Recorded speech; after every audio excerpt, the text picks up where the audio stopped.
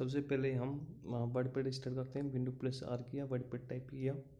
अब उसके बाद हम टेक्स्ट लिखेंगे।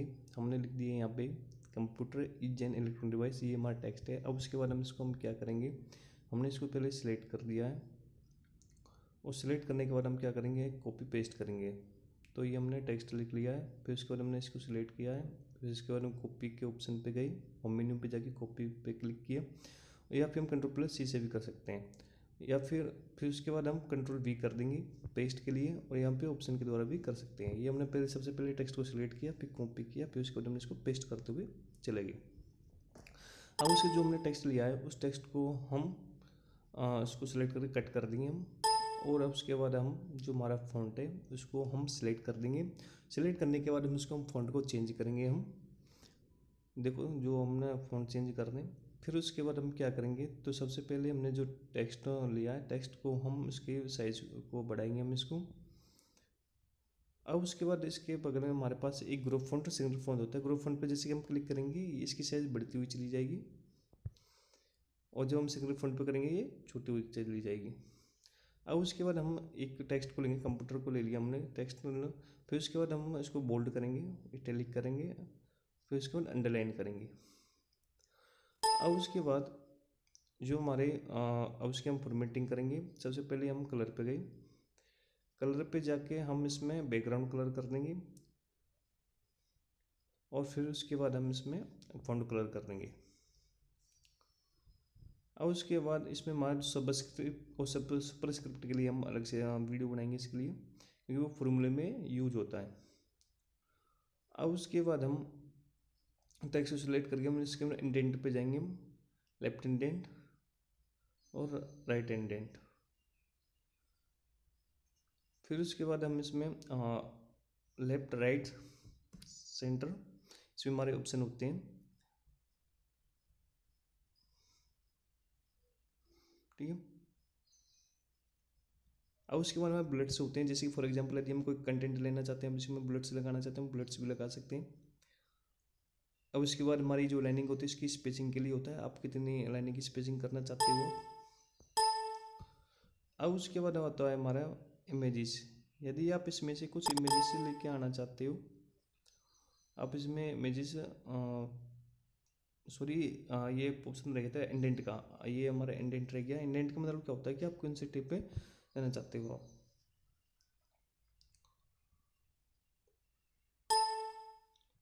अब उसके बाद हमने इमेज पे जाके हमने एक पिक्चर ले ली, और यदि उसको हम रिसाइज करना चाहते तो रिसाइज भी कर सकते हैं। अब उसके बाद हमारे पास एक MS पेंट का भी ऑप्शन होता है। यहाँ पे हम MS पेंट पे जाके हम इस पर कोई ड्राइंग बना के लेके आ सकते हैं।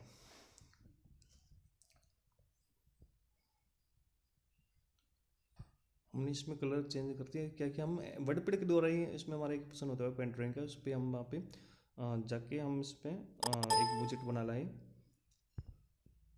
अब उसके बाद हमारे पास डेट एंड टाइम का भी आ जाता है। जैसे फॉर एग्जांपल है, हमने कोई टेक्स्ट फाइल बनाई है, उसमें हम लास्ट में डेट एंड टाइम एंड अब उसके बाद हम एक होता है इंसर्ट ऑब्जेक्ट। इंसर्ट ऑब्जेक्ट का मतलब क्या होता है कि जब भी आप किसी एप्लीकेशन को दूसरे एप्लीकेशन को फाइल बना के लिख के आते हो, या फिर जैसे कि फॉर एग्जांपल वर्डपैड में आपको MS वर्ड की टेबल की जरूरत पड़ेगी, तो आप इंसर्ट ऑब्जेक्ट में जाके वर्ड MS वर्ड में जाके आप उसमें फाइल को बना सकते हो, मतलब कि टेबल बना सकते हो। इंसर्ट ऑब्जेक्ट का मतलब ये होता है कि जब भी आप वर्डपैड पे काम कर रहे हो, आप किसी दूसरे ऑब्जेक्ट के द्वारा बनी हुई फाइल को भी लेके आ सकते हो आप, या फिर तुरंत ही मतलब कि करंट आप कोई फाइल बढ़ा सकते हो। जैसे कि मेरे को टेबल बनानी है, तो सबसे पहले हम वर्डपैड ओपन किया, फिर उसको इंसर्ट ऑब्जेक्ट में जाके हम MS वर्ड के द्वारा बनी हुई फाइल को लेके आ सकते हैं।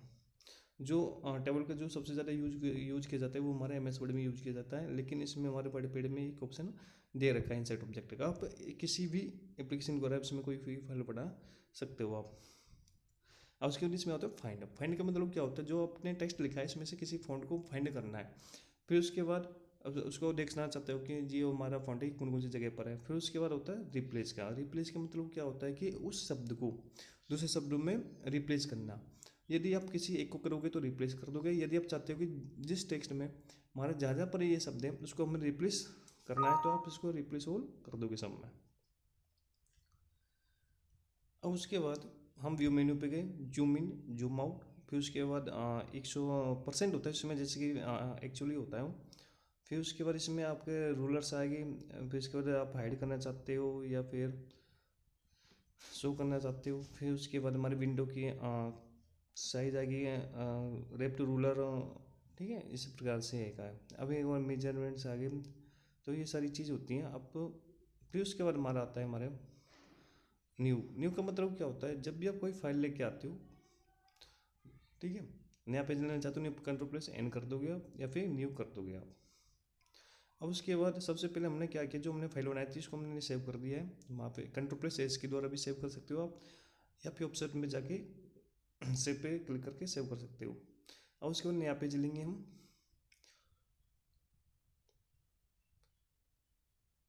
अब उसके बाद हम ओपन करेंगे फाइल को। ओपन का मतलब क्या होता है, जो फाइल आपने बनाई है उस फाइल को ओपन करना। हमने जो फाइल थी हमने इसको ओपन कर दिया। अब उसके सेवेज। सेवेज का मतलब क्या होता है, जो आपके द्वारा फाइल बना रखी है उस फाइल को दोबारा दूसरे नाम से सेव करना, या फिर दूसरी जगह पे सेव करना, ये हमारे सेवेज का मतलब होता है। और सेव का मतलब क्या होता है, जो आपने फाइल बनाई उसको फाइल को सेव करना। और सेवेज का मतलब क्या होता है, जो आपने की फाइल बना रखी है उस फाइल को दोबारा दूसरे नाम से सेव करना। ये हमारा डिफरेंस होता है सेव सेवेज में। अब उसके बाद प्रिंट पे गए, ठीक है। प्रिंट से पहले हमने प्रिंट आउट वापस जाएंगे, प्रिंट प्रीव्यू। प्रिंट प्रीव्यू का मतलब क्या होता है, जब भी आप कोई फाइल बनाते हो तो उस फाइल को दोबारा, ठीक है ना, प्रिंट आउट देने से पहले आप इसको देखना चाहते हो कि ये फाइल कैसे प्रिंट आउट होगी। फिर उसके बाद हम इसको प्रिंट दे देंगे। और फिर उसके बाद क्या होता है कि आप जैसे प्रिंट दे दोगे तो इसमें हमारे पास एक सॉफ्टवेयर होता है सेंटू नोटबुक का कंप्यूटर में। जैसे फॉर एग्जाम्पल हमारे पास अभी कोई प्रिंटर नहीं है, तो आप उसमें सेंटू नोट में मतलब प्रिंट आउट दे सकते हो, मतलब कि वो कंप्यूटर में ही फाइल शो कर देगा। और उसके बाद इसमें हमारा क्या होता है, पेज सेटअप। पेज सेटअप का मतलब क्या होता है, जब भी आपको प्रिंट आउट देने से पहले आप उसमें कुछ एडिटिंग करना चाहते हो, पेज सेटअप मतलब कि पेज साइज करेक्ट करनी है, या फिर जैसे कि जो नॉर्मली यूज़ होता है वो ए पर पेपर ही यूज होता है।